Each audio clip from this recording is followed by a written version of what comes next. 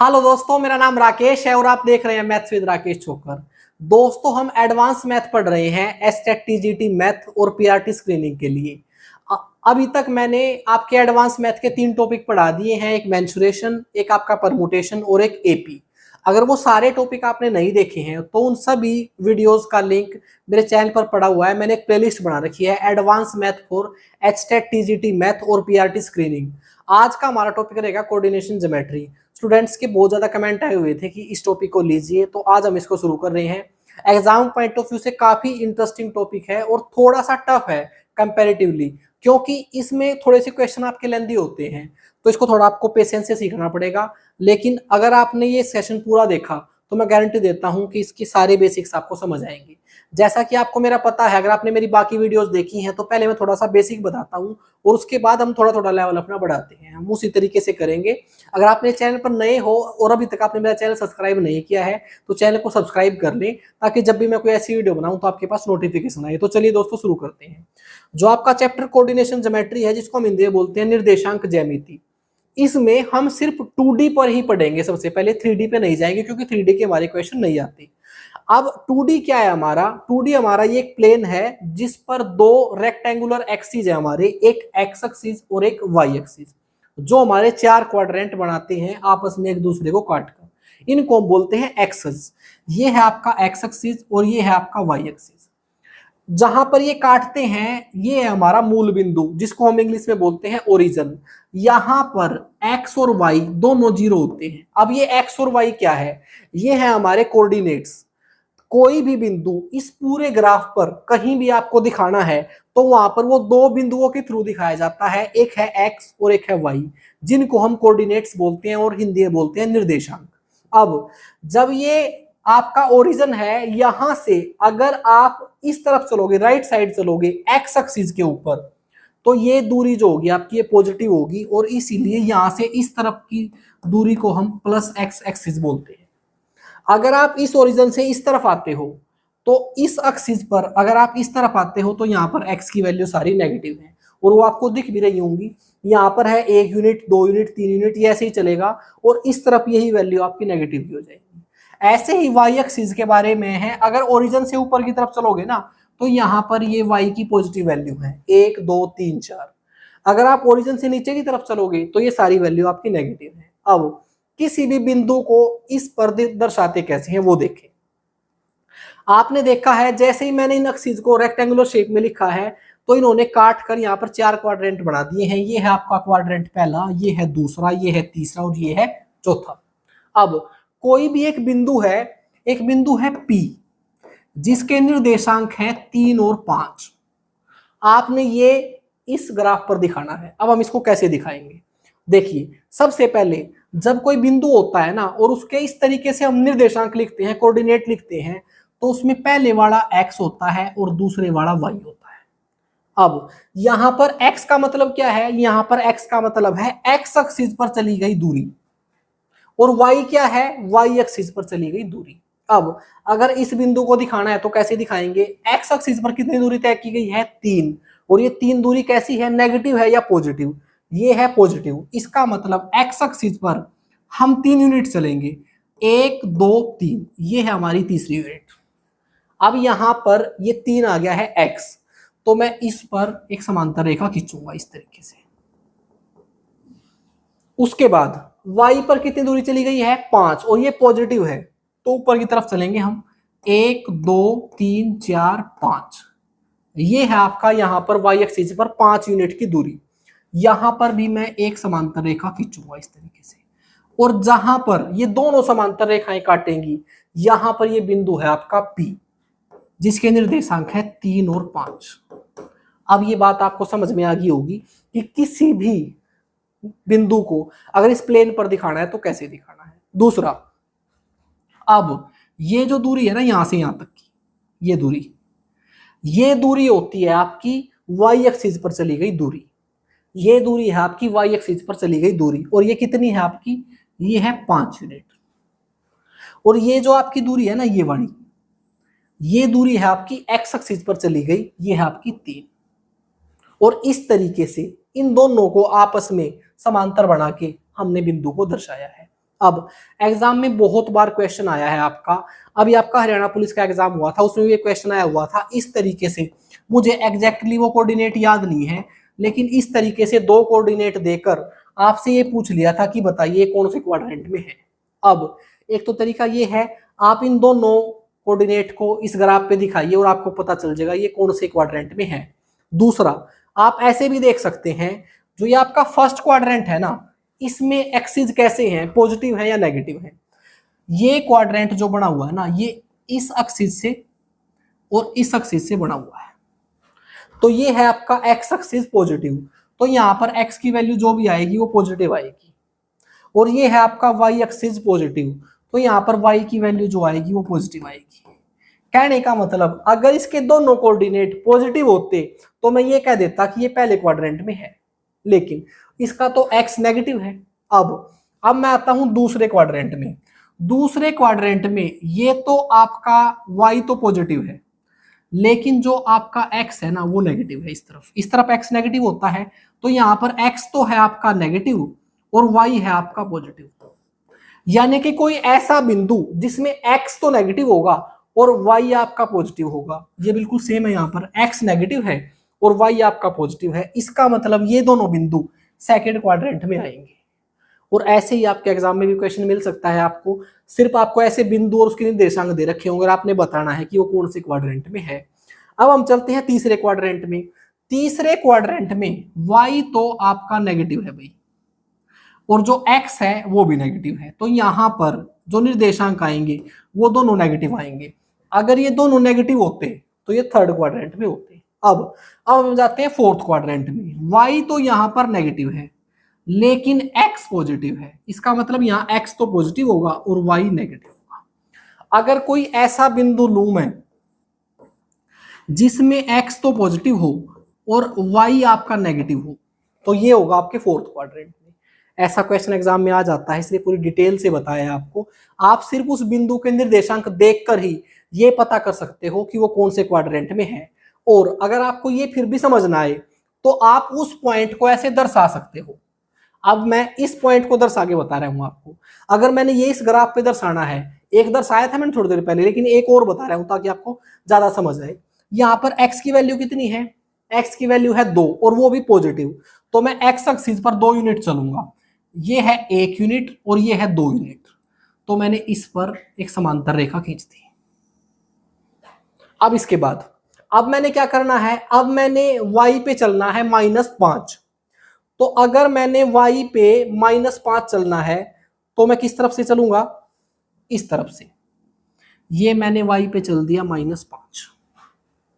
अब यहां पर जहां पर ये दोनों कांटे हैं, यहां पर आपका बिंदु आ गया है जो मैंने दर्शाना था, यहां पर वो आ गया है C, 2 और -5। अब जैसे ही मैंने दर्शा दिया तो अब तो सारे सवाल ही खत्म हो गए हैं। मैंने जिस क्वाड्रेंट में दर्शाया है उसी क्वाड्रेंट में है, और ये है फोर्थ क्वाड्रेंट। अभी तक हमने 2 ही बातें सीखी हैं, एक तो कौन से क्वाड्रेंट में कौन सा पॉजिटिव और नेगेटिव है। अगली बात ये कि आप देखकर भी पता कर सकते हो कि कौन से क्वाड्रेंट में है, अदरवाइज इन बिंदुओं को दर्शाना कैसे है अब तक हमने वो सीखा है। बहुत बेसिक है, आपको थोड़े से पेशेंस से सीखना पड़ेगा। चलिए थोड़ा सा आगे चलते हैं। अब जो ये आपके निर्देशांक होते हैं ना, इनको हम 2 और नाम से जानते हैं। जैसे कि एक बिंदु है P, उसमें निर्देशांक होते हैं इस तरीके से। उसमें पहला जो लिखा होता है वो x होता है और जो बाद में लिखा होता है वो होता है y।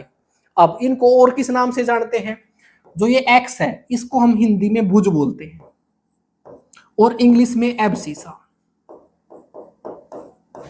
जो आपका दूसरा कोऑर्डिनेट है y, उसको हम हिंदी में कोटि बोलते हैं और इंग्लिश में इसको ऑर्डिनेट बोलते हैं। अब सेम ऐसा ही क्वेश्चन सिर्फ इनके नाम पे ही आया हुआ है। भाई ये इस बिंदु के निर्देशांक है, पहले वाला x होता है उसको भुज या इंग्लिश में एब्सिसा बोलते हैं, और पीछे वाला कोटि उसको हम ऑर्डिनेट बोलते हैं। एक ऐसा ही क्वेश्चन आपके एग्जाम में आया हुआ है। देखिए क्वेश्चन में दिया हुआ है द ऑर्डिनेट यानी कि y की बात हो रही है, एंड द एब्सिसा यानी कि x of the point P be equal. भाई कोई एक रेखा है, सॉरी कोई पॉइंट है P, उसके ऑर्डिनेट और एब्सिसा इक्वल हैं। ऑर्डिनेट और एब्सिसा का मतलब है एक्स और वाई, यानी कि दोनों कोऑर्डिनेट वो इक्वल हैं। तो आपसे पूछा है कि ए की वैल्यू निकाल लो, ये के नहीं है ये ए है, कि ए की वैल्यू निकाल लो। कहने का मतलब क्वेश्चन में एक्स और वाई दोनों बराबर बता रखे हैं आपसे, लेकिन एक्स वाई नहीं लिख रखा है, उनका नाम लिख रखा है क्या, ऑर्डिनेट और एब्सिसा। हिंदी में लिख रखा है भुज और कोटि, ये दोनों बराबर हैं। इसका मतलब एक्स और वाई की वैल्यू बराबर है। और एक्स और वाई की वैल्यू है क्या है, ए और 3a-2 दे रखा है। तो इसमें से ये तो होता है मेरा x और ये होता है y, और ये दोनों बराबर हैं। तो इनको लिखो एक बार, a बराबर है 3a-2, ये माइनस का 2 इधर आया, प्लस का 2 हो गया, ये a उधर घटा 2a आ गया, और इससे इसको काट दिया, a की वैल्यू 1 आ गई। ये क्वेश्चन जो है आपका एग्जाम में आया हुआ क्वेश्चन है, सिर्फ भुज और कोटि के नाम पे था। वो बात आपको यहां से समझ आ गई होगी कि पहले वाला हमेशा x होता है, जब निर्देशांक लिखे जाते हैं पहले वाला x पिछले वाला y। x को भुज या एब्सिसा बोलते हैं, y को कोटि और ऑर्डिनेट बोलते हैं। ये होगी हमारी एक चीज। दूसरा एक होता है हमारा रिफ्लेक्शन, आप इसको भी समझे, जिसको हम हिंदी में बोलते हैं परावर्तन। परावर्तन जो होता है वो दर्पण के थ्रू किया जाता है। अब वो कैसे होगा, क्वेश्चन में बोला जाएगा कि एक्स एक्सिस से किसी पॉइंट का रिफ्लेक्शन बताओ, एक्स एक्सिस से किसी पॉइंट का, किसी बिंदु का परावर्तन बताओ। तो वहां पर आपको एक बात ध्यान रखनी है, अगर एक्स एक्सिस से बोला गया है ना, तो इसका मतलब एक्स के ऊपर दर्पण रखा हुआ है। अब अगर एक्स के ऊपर दर्पण रखा हुआ है ना, और वहां पर उसके बिंदु से कोई परावर्तन बताना है, तो आपने एक बात ध्यान रखनी है, अगर वो एक्स एक्सिस पर है ना, दर्पण अगर आपका एक्स एक्सिस पर है, वहां से परावर्तन बताना है, तो आपके एक्स और वाई कैसे होंगे। एक्स होगा आपका नो चेंज, एक्स जैसा होगा वैसे का वैसे लिख दोगे आप भाई, जो उसकी वैल्यू है एज इट इज लिखेंगे, क्योंकि आपका दर्पण जो है वो एक्स एक्सिस पर ही है। लेकिन वाई का सिंबल आपका चेंज हो जाएगा। चेंज से मेरा क्या मतलब है, अगर वाई की वैल्यू पॉजिटिव है तो नेगेटिव हो जाएगी, और नेगेटिव है तो पॉजिटिव हो जाएगी। दूसरा, अगर वो आपको बोल दे कि दर्पण जो है ना वो वाई एक्सिस पर है, या फिर दर्पण ना बोल ले, सिर्फ ये बोल दे कि किसी बिंदु का वाई एक्सिस से रिफ्लेक्शन बताओ, परावर्तन बताओ। अगर वाई एक्सिस से बताना है ना, तो क्या होगा, अब की बार वाई नो चेंज, वाई की जो वैल्यू है वो एज इट इज रहेगी, लेकिन एक्स का सिंबल चेंज हो जाएगा। तीसरा, अगर आपका परावर्तन या रिफ्लेक्शन आपने ओरिजिन से बताना है, ओरिजिन क्या होता है हमारा मूल बिंदु, जो मैंने थोड़ी देर पहले भी बताया था, जहां पर एक्स और वाई दोनों जीरो होते हैं। यहां पर अगर आपका दर्पण रखा हुआ है, यहां से आपने रिफ्लेक्शन बताना है, तो आपका मूल बिंदु से जो आपका रिफ्लेक्शन होगा ना, वो दोनों का चेंज हो जाएगा। चेंज का मतलब क्या, दोनों का सिंबल चेंज हो जाएगा, एक्स का भी और वाई का भी। ये बात आप नोट कर लें। अब इस प्रकार के 2-3 क्वेश्चन ले रहा हूं, यहां से आपको क्लियर हो जाएगा। एक क्वेश्चन है आपका, रिफ्लेक्शन ऑफ द पॉइंट, ये कोई पॉइंट है, इसका रिफ्लेक्शन बताना है in the x axis. X axis से आपने रिफ्लेक्शन बताना है इस बिंदु का, एक्स एक्सिस से बताना है, तो एक्स चेंज नहीं होगा, एक्स आपका -1 ही रहेगा। दूसरी बात, y का सिंबल चेंज हो जाएगा, मैंने लिखा भी था थोड़ी देर पहले, आपको समझ आ गया होगा। y यहां पॉजिटिव है तो नेगेटिव हो जाएगा। इस बिंदु का रिफ्लेक्शन ये रहेगा, बस ऑप्शन देख लो आप, ये आपका आंसर है। ये सारे क्वेश्चन एग्जाम में आए हुए हैं, ये आपको समझ आ गया होगा, बस चुटकियों की बात है, वो आपको याद होना चाहिए। उसके बाद, what is the reflection of the point, इस पॉइंट का आपने रिफ्लेक्शन बताना है इन द y एक्सिस। अगर y एक्सिस से रिफ्लेक्शन बताना है, तो आपने क्या करना है, y चेंज नहीं होगा, y जितना है, y पिछले वाला होता है, ये बात आपको पता है, अगले वाला x पिछले वाला y, तो y चेंज नहीं होगा, y तो रहेगा आपका -3.5। अब x के साथ क्या होगा, x का सिंबल चेंज हो जाएगा, x यहाँ पॉजिटिव है वो नेगेटिव हो जाएगा। ये आपके कोऑर्डिनेट आएंगे, देख लीजिए कौन सा ऑप्शन है, ये आपका आंसर है। एक बात आप और ध्यान रखें, ये कभी देखो, ये भी सेम ऑप्शन है, तीसरे वाला भी, लेकिन इनको चेंज कर दिया है। कभी आपने आपस में इंटरचेंज नहीं करनी, सिर्फ इनका सिंबल चेंज होगा। एक्स की वैल्यू यही रहेगी, या तो पॉजिटिव रहेगी या नेगेटिव रहेगी, वाई की वैल्यू भी यही रहेगी, बस या तो पॉजिटिव रहेगी या नेगेटिव रहेगी। चलिए नेक्स्ट क्वेश्चन पे चलते हैं। Reflection of the point in the origin, origin से बताना है, मूल बिंदु से बताना है। तो आपने एक ही बात ध्यान रखनी है, सिर्फ दोनों का सिंबल चेंज कर देना है।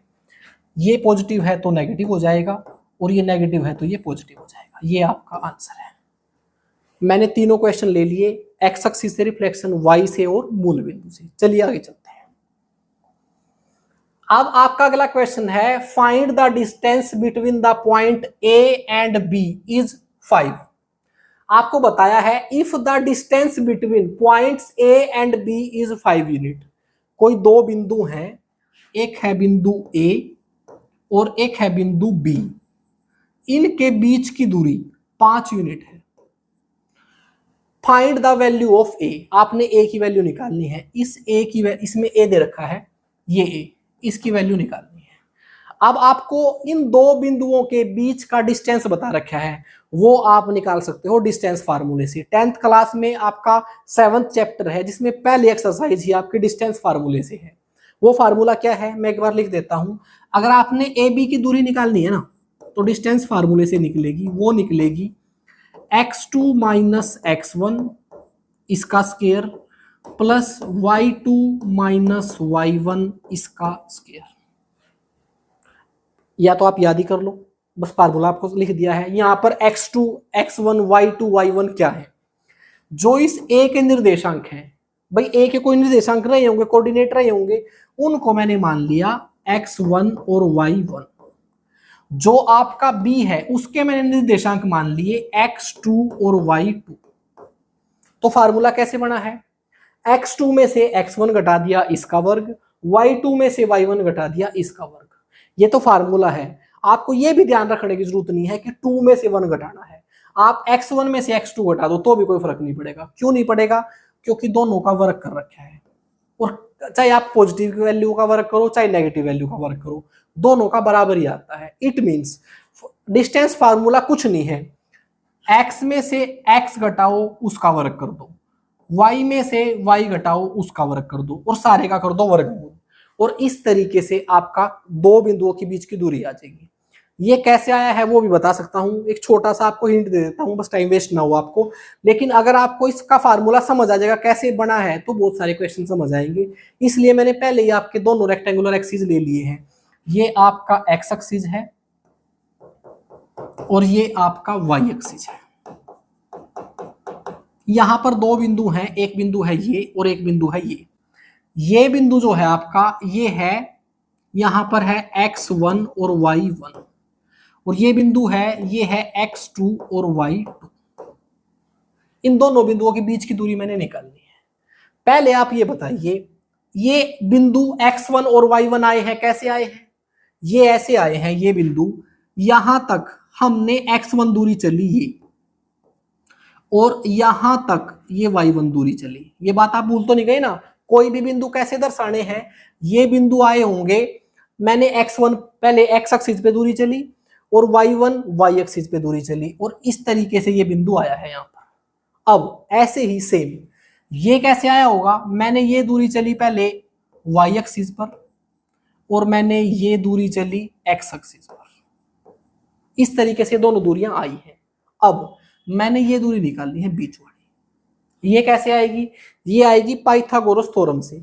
मैंने एक राइट एंगल ट्रायंगल बना ली है ये वाली। इसमें पहले मैं ये दूरी निकाल रहा हूं। भाई ये दूरी कितनी होगी, ये पूरी तो है y2 और ये छोटे वाली है y1, तो ये आ जाएगी मेरी y2 माइनस y1। ऐसे ही मैं ये दूरी निकाल रहा हूं। ये दूरी है आपकी पूरी x2 और ये छोटे वाली है x1, तो ये आ जाएगी आपकी x2 माइनस x1। तो मैंने ये दूरी निकाल ली, ये आ गई है, ये दूरी निकाल ली, ये आ गई है। तो इसमें ये h निकाल रहा हूं मैं पाइथागोरस थ्योरम से।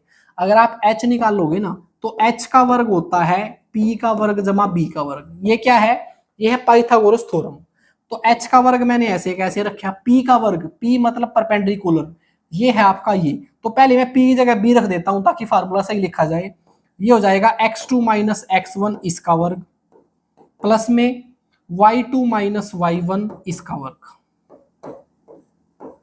अब ये लगा हुआ है वर्ग, तो इसके वर्ग को हटाने के लिए दोनों तरफ वर्गमूल कर दिया, तो ये यहां से कट गया। h बराबर आ गया आपका x2 माइनस x1 इसका वर्ग प्लस में y2 माइनस y1 इसका वर्ग। ये इस तरीके से फार्मूला बना है। अगर आपको समझ आया है तो इससे बहुत सारे क्वेश्चन आपके हल होंगे, क्योंकि आपने ग्राफ समझ लिया है एक्चुअल में ये कैसे आया है। अब ये फार्मूला हम डायरेक्टली लगाएंगे। कैसे?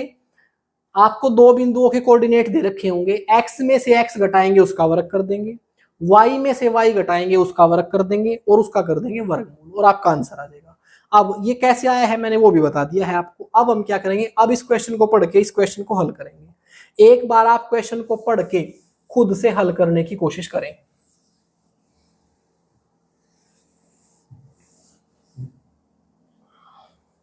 अब पूरी डिटेल से लिखने की बजाय मुझे ये पता है कि दो बिंदु हैं ए और बी, उनकी मैंने दूरी निकालनी है, जिसका फार्मूला होता है मेरा x2 माइनस x1, एक बार लिख रहा हूं भाई बस, का वर्ग और y2 माइनस y1 इसका वर्ग। इस तरीके से ए बी की दूरी निकलेगी। लेकिन ए बी क्वेश्चन में पहले ही दे रखी है 5 यूनिट, ए बी की वैल्यू है 5 बराबर। मैंने आपको बताया था ये फार्मूला सिर्फ लिखने के लिए है, हल करते टाइम इसकी कोई जरूरत नहीं है। बस आप दो बिंदु लिख लो, एक है ए और एक है बी। ए तो है आपका 5 माइनस का 2 और बी है आपका 1 और 1। बस आपने क्या करना है, x में से x घटाना है, y में से y घटाना है। एक बात आप ध्यान रखें, अगर उनमें कोई वेरिएबल है ना तो पहले इनको ले लो। कहने का मतलब 5 में से 1 घटाने की बजाय 1 में से 5 घटा लो। ऐसा मैं क्यों कर रहा हूं, ऐसा आपने तब करना है जब आपका कोई वेरिएबल दे रखा हो जिसकी आपने वैल्यू निकालनी है। तो मैंने क्या किया, 1 में से 5 घटा दिया, 1 माइनस 5 और इसका वर्ग, यानी कि x में से x घटाया, y में से y घटा दिया, a में से माइनस 2 घटाएंगे तो ये हो जाएगा a प्लस 2। अब ये कैसे आया एक बार बता रहा हूं आपको, एक a में से अगर माइनस का 2 घटाएंगे तो क्या हो जाएगा a प्लस 2, वो मैंने यहां लिख दिया, इसका वर्ग। अब मैंने क्या किया, यहां पर वर्गमूल लगा हुआ है तो दोनों तरफ वर्ग कर दिया, इसका वर्ग किया 25 और यहां पर वर्ग किया तो वर्गमूल हट गया।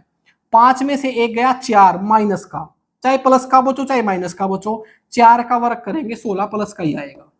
a प्लस में b की पावर 2 तो ये हो जाएगा a की 2 प्लस b की 2 प्लस 2ab। ये 25 उधर चला गया, 0 बराबर है a की 2 प्लस में 4a प्लस में ये था मेरा 16 और 4 20 प्लस का, ये 25 उधर जाके माइनस का हो गया तो ये आपका माइनस का 5 बच गया है।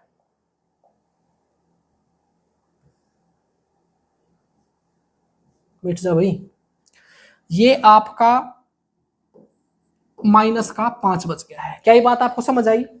ए की 2 ऐसे कैसे, 4a ऐसे कैसे, 16 और 4 20 प्लस का, लेकिन ये 25 उधर गया माइनस का हो गया, माइनस का 25 प्लस का 20 तो माइनस के 5 बच गए हैं।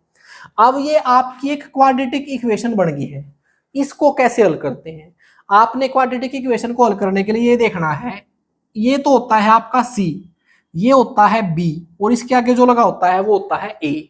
आपने एक ऐसा नंबर सोचना है, ऐसे दो नंबर सोचने हैं जिनकी गुणा तो आ जाए c के बराबर, यानी कि माइनस के 5 के बराबर, और इन दोनों नंबर्स का जोड़ आ जाए b के बराबर। क्या करना है, एक ऐसे दो नंबर ढूंढने हैं जिनकी गुणा तो आ जाए -5 और उनका जोड़ आ जाए 4। ऐसे दो नंबर कौन से होते हैं जिनकी गुणा करूं -5 आ जाए और जोड़ करूं तो 4 आ जाए? ऐसे दो नंबर हैं आपका प्लस का 5 और माइनस का 1। इनको गुणा करूंगा 5 एकम 5 माइनस का, इनको जोड़ूंगा तो प्लस का 4। वो दो नंबर मैंने निकाल दिए। तो उन दोनों नंबर को ऐसे लिखना है, 0 बराबर है a जमा का 5 और a घटा का 1। जो थे वो सिंबल के साथ a के साथ जोड़ और घटा के लिख दिए। अब ये दोनों 0 के बराबर हैं। एक बार तो a प्लस में 5 को 0 के बराबर किया और a की वैल्यू आ गई -5। एक बार a माइनस का 1 0 के बराबर किया और a की वैल्यू आ गई है 1। तो यहां से a की वैल्यू 2 आ गई, एक तो आ गई है -5 और एक आ गया है 1, और ये आपका आंसर है 1 और -5।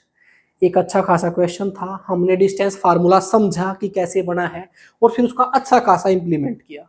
देखिए मैं एक आसान सा क्वेश्चन लेके आपको जादू दिखा सकता था, लेकिन एग्जाम में इसी प्रकार के क्वेश्चन आते हैं। मैंने थोड़ा सा डिटेल से बताया है, जब हम आगे इसी प्रकार के क्वेश्चन को करेंगे तो चुटकियों में हल कर देंगे। चलिए नेक्स्ट क्वेश्चन पे चलते हैं। अगला क्वेश्चन है the coordinate of points on the x axis which are at a distance of 5 unit from the point 6-3।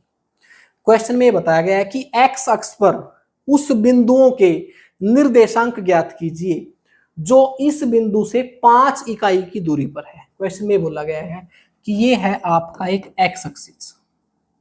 इस एक्स एक्सिस पर कोई बिंदु है जिससे एक और बिंदु है यहां पर ए, वो है 6 और -3। इस बिंदु से इसकी दूरी यहां से यहां तक की वो 5 यूनिट है। तो इस बिंदु के निर्देशांक बताने हैं। क्या बात आपको समझ आई? एक्स अक्ष पर इस बिंदु के निर्देशांक जो इस बिंदु से 5 यूनिट की दूरी पर है, बस आपने इसके निर्देशांक बताने हैं। अब आपने एक छोटी सी बात ध्यान रखनी है, जब मैंने आपके दो रेक्टेंगुलर एक्सिस बनाए थे एक्स और वाई, तो वहां पर एक बात बतानी भूल गया था मैं आपको। ये है आपका एक्स एक्सिस और ये है आपका वाई एक्सिस। इस एक्स एक्सिस पर वाई हर जगह 0 रहेगा। उसके पीछे का कारण क्यों है? क्योंकि यहां पर आपका ओरिजिन है 0 0, यहां पर दोनों 0 हैं एक्स और वाई। अगर मैं इस तरफ चलूंगा तो सिर्फ एक्स बढ़ेगा, वाई पर कोई फर्क नहीं पड़ेगा, वाई 0 रहेगा। तो यहां से मुझे ये बात समझ आई, एक्स एक्सिस पर वाई हमेशा 0 रहेगा और ऐसे ही वाई एक्सिस पर एक्स हमेशा 0 रहेगा। ये बात आपने हमेशा ध्यान रखनी है। अब ये है आपका एक्स एक्सिस। क्वेश्चन में बोला गया है कि बिंदु जो है ना वो एक्स एक्सिस पर है। अगर बिंदु एक्स एक्सिस पर है तो एक्स तो कुछ भी हो लेकिन वाई यहाँ 0 रहने वाला है। इसके मैंने कोऑर्डिनेट निकालने थे, निर्देशांक निकालने थे, तो वाई तो मैंने इसमें ऑलरेडी निकाल दिया। अब मैंने एक्स निकालना है तो उसको अपनी तरफ से पहले तो एक्स मान दिया। भाई मुझे नहीं पता उसका निर्देशांक क्या है, मैंने अपनी तरफ से एक्स मान लिया। अब इस एक्स एक्सिस पर ये एक बिंदु है जिसको मैंने बी मान लिया। इसके निर्देशांक निकालने हैं, वाई तो पहले ही 0 निकाल लिया, एक्स निकालना है। अब हम वो कैसे निकाल लेंगे? इसकी दूरी ऑलरेडी हमें दे रखी है 5 यूनिट, वो हम निकाल लेंगे और 5 के बराबर करेंगे।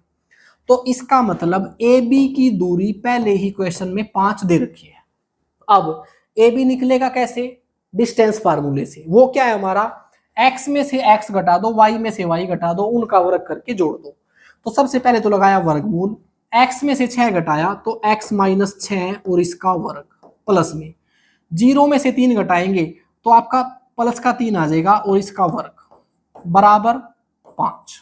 दोनों तरफ वर्ग कर दिया तो ये वर्गमूल हट गया है और ये हो गया x - 6 का वर्ग a की 2 प्लस b की 2 माइनस 2ab और 3 तिया 9 और 5 का वर्ग किया 25।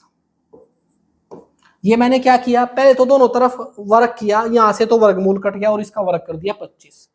a - b की 2 इस फार्मूले से खुल गया और 3 की पावर 2 9। ये हो गया x की पावर 2 माइनस के 12x 36 प्लस 9 45। 45 में से 25 चला गया प्लस का 20 और बराबर 0। ये एक और आपकी क्वाड्रेटिक इक्वेशन बन गई है। आपने x की वैल्यू निकालने के लिए इसको हल करना पड़ेगा। वो हमने थोड़ी देर पहले समझा था। ऐसे दो नंबर सोचो जिनकी गुणा तो आ जाए प्लस का 20 और उनका जोड़ आ जाए माइनस का 12। अब ऐसे दो नंबर क्या क्या हो सकते हैं? वो हो सकते हैं 10 और 2।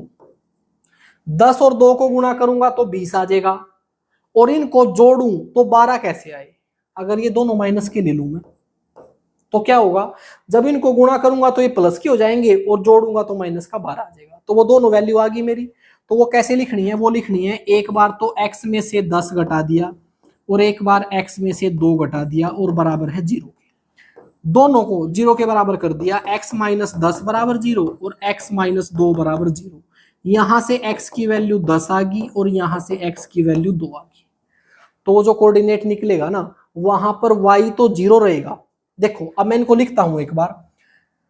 वहां पर y तो रहेगा आपका 0 लेकिन x एक बार तो रहेगा 10 और एक बार रहेगा 2।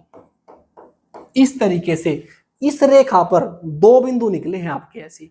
जिनकी इस बिंदु से दूरी 5 यूनिट है। एक तो है 10 और 0 और एक है 2 और 0। अब y तो मुझे पता ही है 0 है, सिर्फ x की वैल्यू बता दी मैंने 10 और 2। चलिए नेक्स्ट क्वेश्चन पे चलते हैं। अगला क्वेश्चन है which point on the y axis equi distance from the point a and b। भाई ये बताया है कि y एक्सिस पर, ये है आपका y एक्सिस, y एक्सिस पर कोई एक पॉइंट है, इसके निर्देशांक निकालने हैं जो इन दो बिंदुओं से बराबर दूरी पर है। इक्वी डिस्टेंस का मतलब बराबर दूरी पर है। यहां पर कोई बिंदु है a जिसके निर्देशांक हैं 12 और 3, ये है b जिसके निर्देशांक है -5 और 10। ये दोनों एक y एक्सिस पर एक पॉइंट है उससे इक्वल दूरी पर है। अब यहां पर जो y एक्सिस पर पॉइंट है उसको मैंने मान लिया c। सबसे पहले तो आप मुझे ये बताइए, अगर ये y एक्सिस है तो यहां पर x क्या हुआ? मुझे पता है y एक्सिस पर x 0 होता है, तो y कुछ भी आए लेकिन x तो मेरा 0 रहेगा, तो मैंने y को मान लिया y। मैंने इसी बिंदु के कोऑर्डिनेट निकालने थे, x ऑलरेडी निकाल दिया, x आ गया है 0 और y को मैंने y मान लिया। अब ये y कैसे निकले, y कितना है, उसके लिए हमने एक बात ध्यान रखनी है। क्वेश्चन में ऑलरेडी बोला गया है ये दूरी और ये दूरी बराबर है। क्वेश्चन में बोला गया है कि AC ये दूरी और BC ये दूरी दोनों बराबर है, तो मैं क्या करूंगा, दोनों दूरी निकाल लूंगा और उनको आपस में बराबर करूंगा। अब पहले मैं निकालता हूं AC अंडर रूट A और C। ये कैसे निकलेगा, मैं थोड़ी देर पहले बता चुका हूं आपको। x में से x घटाओ उसका वर्ग कर दो, y में से y घटाओ उसका वर्ग कर दो। x में से x घटाया, 0 में से 12 गया, 12 ही बचेगा और 12 का वर्ग होता है 144। प्लस में y में से y घटाओ तो y -3 का वर्ग हो जाएगा a की 2 प्लस में b की 2 प्लस में 2ab। अब ये बात आपको पता होना चाहिए, बार बार नहीं लिखूंगा मैं। सबसे पहले y में से x गया, 0 में से 12 गया, 12 का वर्ग 144। उसके बाद y में से y चला गया, y -3 इसका वर्ग, y -3 का वर्ग मतलब a -b का वर्ग, a की 2 प्लस b की 2, यहां पर -2a भी होना चाहिए था भाई, तो मैंने लिख दिया -2ab। उधर मैंने निकालना है BC, तो अब मैं निकाल रहा हूं B और C। तो क्या करेंगे, x में से x घटाएंगे, 0 में से 5 जाएंगे, माइनस के 5 ही बचेंगे और 5 का वर्ग हो जाएगा आपका 25। प्लस में y में से 10 गए और इसका वर्ग किया तो y -10 की पावर 2, ये हो जाएगा a की 2 प्लस b की 2 -2ab। तो दोनों तरफ से मैंने दोनों दूरी निकाल ली, दोनों तरफ रूट लगे हुए हैं, रूट से रूट कैंसिल हो गया, तो ये हो गया 144 प्लस 9 153 प्लस में y की पावर 2 माइनस का 6y। उधर बच गया है आपका y की पावर 2 माइनस का 20y और प्लस का 125। अब इसको हल कर रहे हैं, y की 2 से y की 2 कैंसिल हो गया, 20y इधर आया, 6y में से घट गया 14y, 153 जाके उधर 125 में से घट गया तो माइनस का 28, तो 14 से इसको काट दिया, y की वैल्यू आ गई है -2। तो ये जो निर्देशांक है C, इसमें x तो 0 होगा और y होगा -2, और मैंने सिर्फ y की वैल्यू निकालनी थी और वो आ गई है आपकी -2। चलिए नेक्स्ट क्वेश्चन पे चलते हैं। अगला क्वेश्चन है find the point on the y axis. y axis पर एक पॉइंट निकाल लो, each of which is at a distance of 13 unit, जो 13 यूनिट की दूरी पर हो। कौन से फ्रॉम द पॉइंट ऑफ, ये इस पॉइंट से जो 13 यूनिट की दूरी पर हो y एक्सिस पर, वो पॉइंट निकाल लो।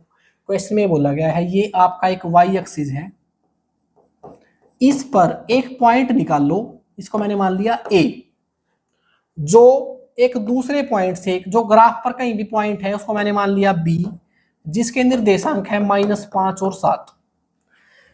कोई y एक्सिस पर एक पॉइंट है जिसकी B से दूरी 13 यूनिट है, तो आपसे पूछा है कि y एक्सिस पर जो पॉइंट है ना उसके निर्देशांक निकाल लो। अब अगर ये y एक्सिस है तो मुझे पता है x तो यहाँ 0 होगा, x तो निकालने की जरूरत ही नहीं है, वो तो 0 होगा। मैंने y निकालना है, मैंने y को y मान लिया, बस इस y की वैल्यू निकालनी है। कैसे निकलेगी, इनके बीच की दूरी ऑलरेडी 13 दे दी है, तो मैं इनके बीच की दूरी को 13 के बराबर करूंगा और हल कर लूंगा। तो ए बी क्वेश्चन में ऑलरेडी पहले ही आपको 13 दे दिया है। ए बी निकलेगा कैसे? डिस्टेंस फार्मूले से। वो क्या कहता है, डिस्टेंस फार्मूला कैसे लगाते हैं? x में से x घटाया, 0 में से 5 घटाएंगे तो 5 ही बचेगा, और 5 का वर्ग होता है मेरा 25, प्लस में y में से y घटाएंगे तो y में से अगर मैं 7 घटाऊंगा तो y माइनस 7 और इसका वर्ग होने वाला है। तो ये कैसे खुलेगा? ये खुलेगा a की 2 प्लस में b की 2 और माइनस 2ab। ये हल होके आ गया। उधर है आपका 13। मैंने इस वर्गमूल को हटाने के लिए दोनों तरफ वर्ग कर दिया। इस तरफ अगर वर्ग किया और इस तरफ भी वर्ग कर दिया, यहां तो वर्ग से वर्गमूल कैंसिल हो गया। ये आ गया आपका y की पावर 2 माइनस का 14y और 25 और 49 प्लस के 64 और बराबर 13 का वर्ग 169। ये इधर आके इसमें से घट गया, y की 2 माइनस 14y और ये आपका इधर आके माइनस का हो गया, तो 169 माइनस का प्लस का 64, तो माइनस के 95 बच गया आपके बराबर 0। दोबारा फिर आपका एक क्वाड्रेटिक इक्वेशन बन गई है और यहां से आपने y की वैल्यू निकालनी है। मैंने सारे क्वेश्चन ऐसे ही लिए हैं जहां पर आपकी बार बार क्वाड्रेटिक इक्वेशन बन रही है ताकि आपको ये भी समझ आ जाए। अब इसकी वैल्यू कैसे निकालनी, मैंने बताया था ऐसे आप 2 नंबर सोचो जिनकी गुणा तो आ जाए माइनस का 95 और इनका जोड़ आ जाए माइनस का 14। अब ऐसे आप 2 नंबर सोचिए एक बार, जिनकी गुणा तो आ जाए 95 और जोड़ आ जाए 14, 19 पंजे 95, 19 और 5। अब इनको कौन से को प्लस का लूं, कौन से को माइनस का लूं, और ताकि इन दोनों को जोड़ दूं तो 14 आ जाए। तो मुझे नजर आ रहा है कि अगर मैं 19 को माइनस का ले लेता हूं ना, तो 19 में से 5 घटेंगे तो माइनस का 14 आ जाएगा, और इनको गुणा करूंगा तो माइनस का 95 आ जाएगा। मेरे पास दोनों नंबर आ गए हैं, एक है माइनस का 19 और एक है 5। उनको कैसे लिखेंगे? उनको लिख देंगे y माइनस 19 और y प्लस 5 और बराबर है 0। यहां से y निकलेगा एक तरफ से 19 और एक तरफ से निकलेगा माइनस 5। ये बात आपको समझ में आ गई होगी, दोनों को 0 के बराबर करके। अब यहां पर मैंने a के कोऑर्डिनेट निकाले थे, एक तो आ गया है 0 और y, 0 एक तो y की वैल्यू आ गई 19, दोबारा a, कहने का मतलब यहां पर भी आपके 2 बिंदु आए हैं जिनकी यहां से दूरी 13 है। एक तो आ गया है 0 और 19 और एक आ गया है 0 और माइनस का 5।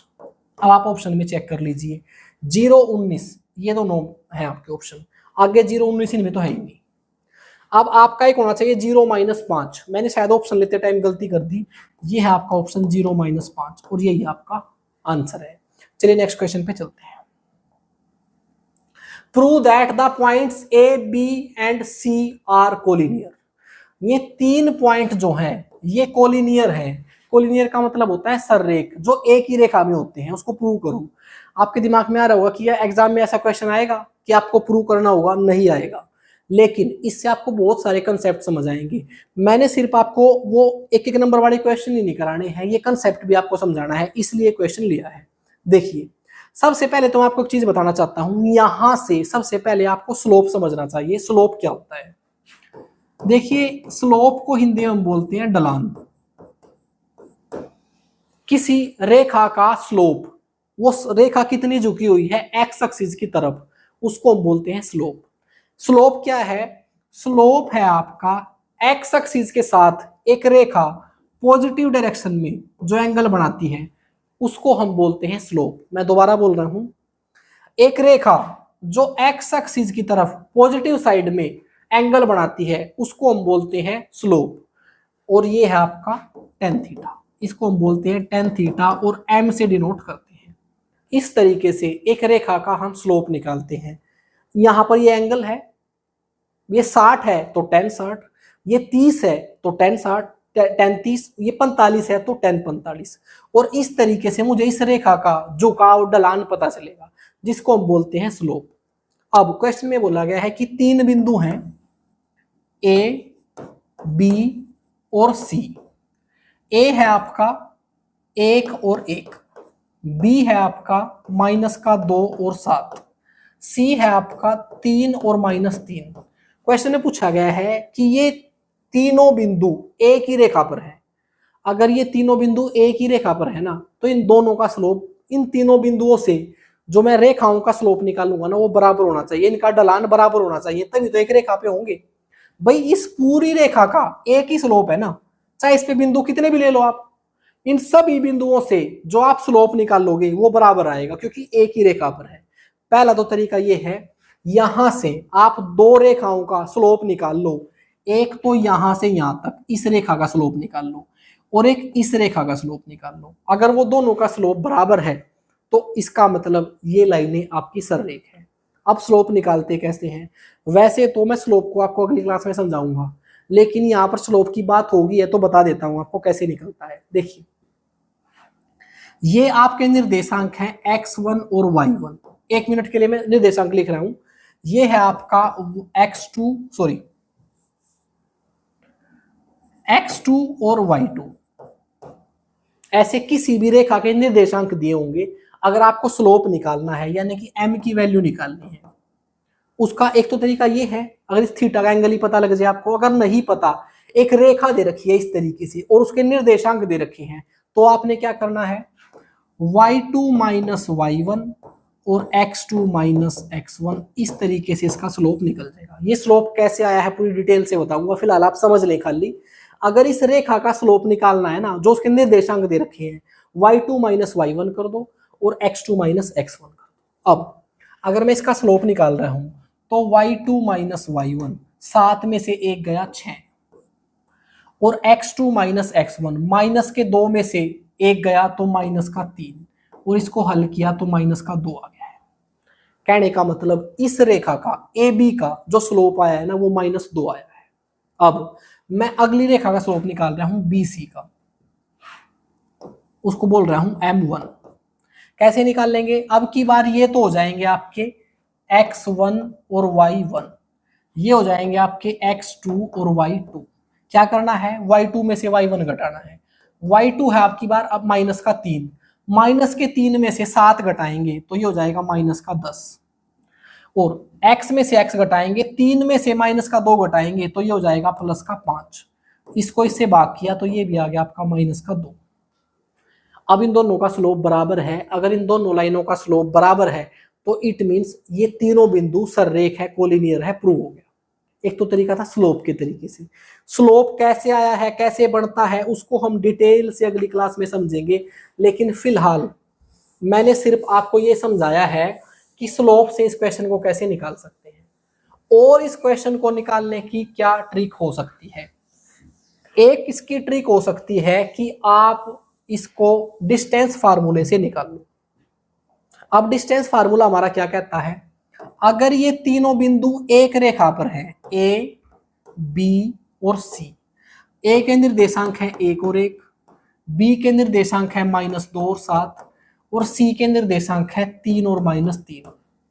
अगर ये तीनों बिंदु सररेख है तो यहां पर जो इन दोनों बिंदुओं की दूरी निकाल लूंगा मैं, और इन दोनों बिंदुओं की दूरी निकाल लूंगा, वो बराबर होनी चाहिए इन दोनों बिंदुओं की दूरी की। कहने का मतलब मैं एक बार ए बी की दूरी निकाल लूं, फिर मैं बी सी की दूरी निकाल लूं, और उसके बाद उनको जोड़ूं, वो बराबर आएगी इस पूरी रेखा की दूरी के, अगर ये तीनों बिंदु एक रेखा पर है। कहने का मतलब पहले मैं निकाल लूंगा ए बी की दूरी कितनी है। ए बी की दूरी कैसे निकाल लूं, इसके और इसकी बीच की दूरी निकालनी है मैंने, तो दूरी सूत्र लगाऊंगा, x में से x घटाया, 1 में से माइनस के 2 घटाएंगे तो 3 हो जाएंगे, और 3 का वर्ग होता है 9, प्लस में y में से y घटाएंगे, 1 में से 7 गया तो 6 बच गया, 6 का वर्ग होता है 36, 36 और 9 45, ये आ गया आपका √45, जिसको मैं बोल सकता हूं 3√5। ये मैंने निकाल दिया ए बी की दूरी। दूरी सूत्र बहुत देर से बता रहा हूं, आपको समझ आ गया होगा। फिर मैं निकाल रहा हूं बी सी की दूरी। इनकी कैसे निकलेगी, वही x में से x घटाएंगे, y में से y, 2 में से 3 घटाया तो -5, और -5 का वर्ग 25, 7 में से 3 घटाया तो 10, और 10 का वर्ग 100, और ये आ गया है आपका 125। इसको मैं बोल सकता हूं 5√5। तो मैंने क्या किया, ए बी भी निकाल दी और बी सी भी निकाल दी। अब निकाल रहा हूं मैं ए सी, यहां से यहां तक की दूरी।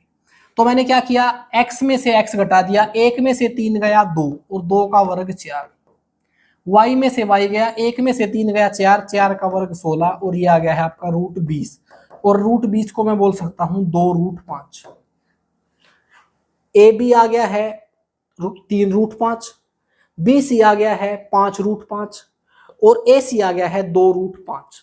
अब अगर मैं इन दो को जोड़ रहा हूं ना तो इसके बराबर आ रही है 2√5 प्लस 3√5। अगर मैं इनको जोड़ूं तो ये आ जाएगा 5√5 और जो इसके बराबर है।